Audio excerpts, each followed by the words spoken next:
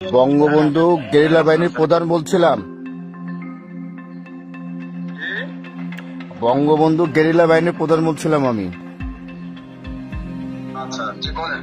জি, video ফুটেজে দেখা যাচ্ছে আপনি একটা ছেলেকে গুলি করেছেন, আমাদের এক সহযোদ্ধা ভাইকে।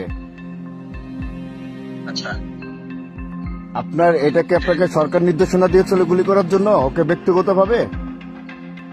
আপনি কথাগুলো বলে শেষ করেন, তারপর আমি বলবো, আমার কথাটা সুন্দরভাবে শুনবেন।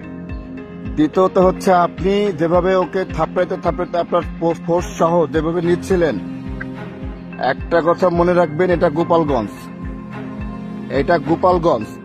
আপনাদের শত শত সহযোদ্ধাদেরকে মারছে, আপনারা কেউ প্রতিবাদ করেন নাই।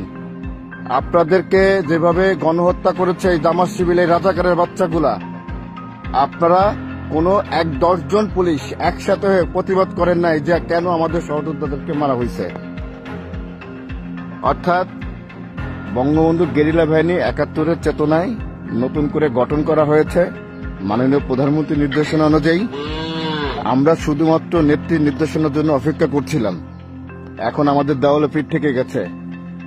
আপনারা যারা প্রশাসনে যারা আছেন, আমি মনে করি হিজলা হিসেবে এরা আছেন।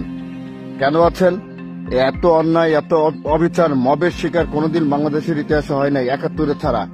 ঠিক 71-এ পুনরাবৃত্তি এখন হচ্ছে। অর্থাৎ আমাদের এই গেরিলা বাহিনীর যে আপনারা যাদেরকে ধরেছেন এই পর্যন্ত, এবং থানার ভিতর নিয়ে আপনারা যেভাবে পায়ের তারাই পিটাইতেছেন, গণহারে মামলা দিচ্ছেন, এটা তীব্র প্রতিবাদ ও নিন্দা জানাচ্ছি। এবং সবারই তো ফ্যামিলি আছে, ইনশাআল্লাহ এটার প্রতিফলন খুব দ্রুত সময় দেখতে পারবেন।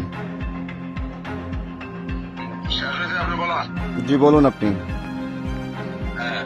বিষয় হলো, আপনারা যে ছবিটা দেখে যে আমাকে বিভিন্ন লোক, 3-4 লোক আমাকে ফোন দিয়েছে। আগে আপনি যদি বঙ্গবন্ধু গেরিলা বাহিনীর প্রধান হয়ে থাকেন, তাহলে আলহামদুলিল্লাহ আপনি একটা লিডারশিপে আছেন, অনেক বড় মাপের একজন। আমি আপনাকে অনুরোধ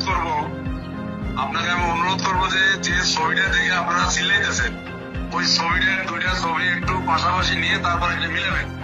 যে আমার ছবিটা ওখানে যেভাবে পেশ করা হয়েছে, আর যে অফিসারটা ওখানে দেখলেন যে টেনে নিয়ে যাচ্ছে, তার কাঁধে দেখবেন যে 2টা স্টার আছে, 2টা স্টার। আর আমি এজ এ ওসি হিসাবে আমার কাঁধে দেখবেন একটা পিপস বা বল্টু বলি আমরা, একটা বল্টু আছে। এটা হচ্ছে আমি কোরালীপাড়া থানার ওসি। ওই দিন আমার থানাতেও কম বেশি ঝামেলা হয়েছে। সেই ঝামেলা মিটাতে যে বা সেই ঝামেলাকে সামাল দিতে যে আমি অনেকটাই হিমশিমে ছিলাম।